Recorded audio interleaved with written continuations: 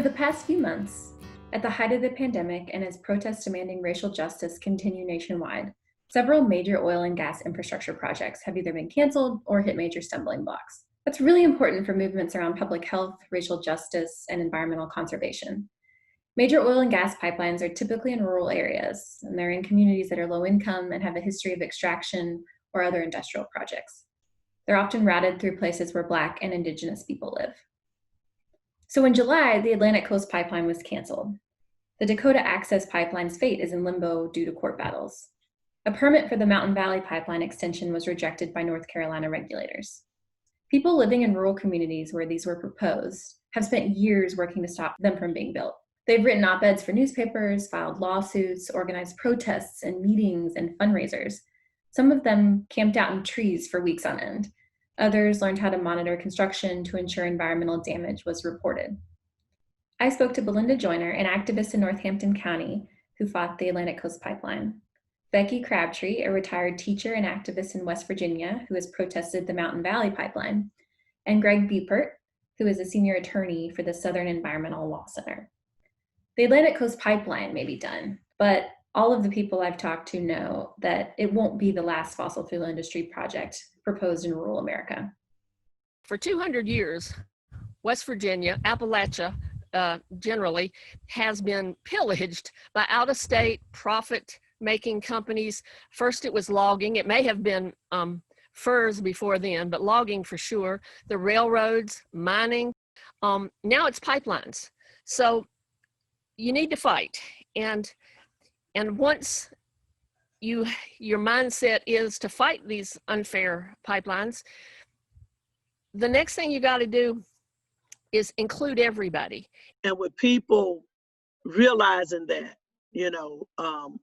and just coming together and staying together, staying focused, getting your information, staying up to date with what's going on and what's being said, going to meetings. We just didn't meet in one spot. We spread it out over the county, started on the eastern end and worked our way on to the western end so that, nobody could say, well, I can't go to that meeting because it's too far away. We brought it home to them. And everybody felt a part. They didn't feel left out to say, well, you all went to that church, but you didn't come to mine. We did it. And some great things has happened since then. This project initially got our attention because it was going through a part of the George Washington National Forest that we'd worked for really since the founding of the organization to protect. But it became clear as we dug into it that this was a major investment in gas infrastructure at a time when Virginia and North Carolina needed to be rapidly transitioning to clean alternative energy. I was upset with our commissioners because I didn't miss a meeting. And that's how, we knew, what was coming and we were in the meeting. And I asked them to look at the big picture. Sometimes it's not all about money. Yes, we're a tier 1 county. Yes, we want some revenue, but at what cost? If these people die, you cannot bring them back. Money can substitute for a lot of things, but that's not one of them. What we did with the pipeline, we walked that community because we had a community right here in Garrisburg, which was in the high consequence area or blast zone. We walked that area for 3 years, giving out flyers and updates as to what was going on. And, when we first went there, we had the biggest laugh because the people there thought that they could tap on and get natural gas. It was right in their backyard. So you would think, okay, this is right here, I can use it. Right. And when we approached one of the gentlemen and I said, what do you think about the pipeline, the natural? Oh, I think it's a good idea. Because I can get me some gas. And then I'm looking at him, I'm like, no, sir, it's not for you. He said, what do you mean? I said, you cannot use that. I said, now, if it's a big company would come here, such as Lowe's or something like that, and they needed natural gas, then they could tap on. But as far as the residents right here, it's not for you. And he just went ballistic.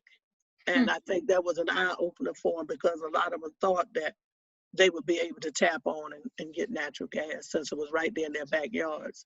And when they found out that they couldn't, it kind of opened their eyes a lot. I wrote letters to the editor. I attended public meetings. I spoke at several public meetings. And then it came to the point that the trench was on our land, and I had done all I knew to do. And at that point, I took my first car, a 1971 Pinto, and placed it across the trench and sat in it.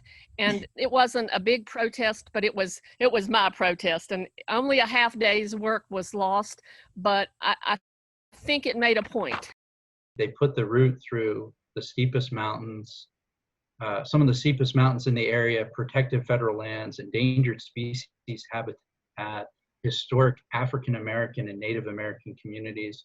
So there was all this risk right from the beginning. It was obvious to the public this was a really bad idea, but yet Dominion took the approach of, well, we're going to get what we want. We want to build it on this route.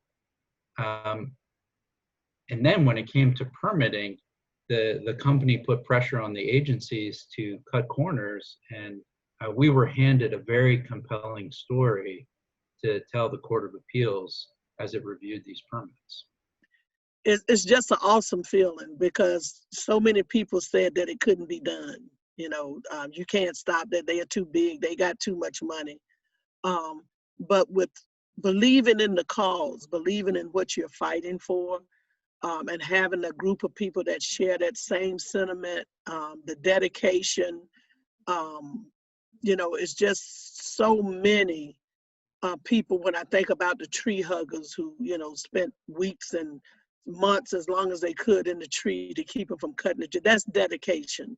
Not everybody's willing to sit in a tree to block a pipeline, but almost everybody is willing to make sandwiches to feed the people that are sitting in the trees and those that are supporting them.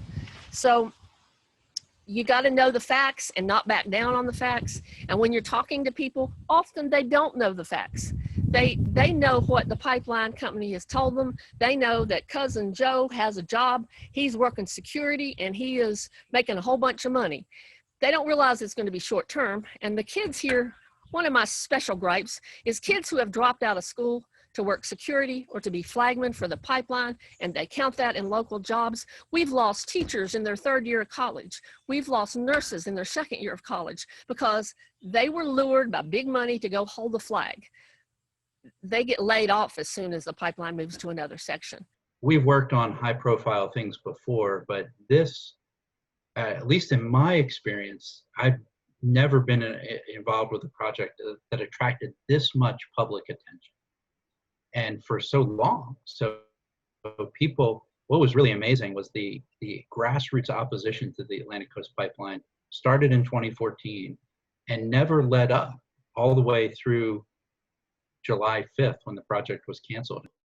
And they were like, yeah, it's real, we won. And I'm like, oh my God, and it took a couple of days, wow, we did it. So like I said, just coming together, working together, staying together, crying together, fighting together, and now we have tears of joy.